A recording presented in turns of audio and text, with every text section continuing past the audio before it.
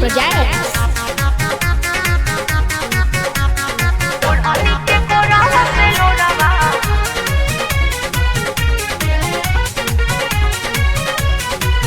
सुना शादी में हमारा नया बात न लफड़ा बढ़ई लेला सौखी के नंबर देता हनी ओकरे से ये यार बतियाई है। तू अपना से एक बार कह दे, बाद में बोल दे।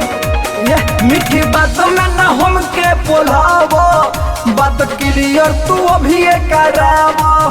काऊ तोरा नियन नाही करी, ओकरा माई के क्रिया खियावा। हमके फंसा के घरवा बसा के भतर के होबे बन्हुआ। ता ओढ़नी के कोरावा से लोरावा पोछिला महाजनवा, ओढ़नी के कोरावा से लोरावा पोछिला महाजनवा। अरे फिर मिलेंगे।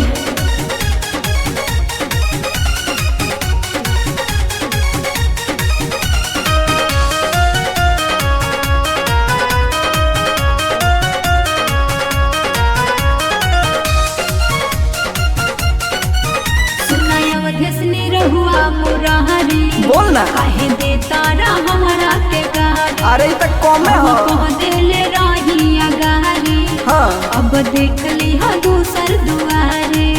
सिखा के सिखाओ तारू। अरे ऐसे मत बोला। सुनायो भी से जन टरकावो, हिलो पहले नियन तू करावो।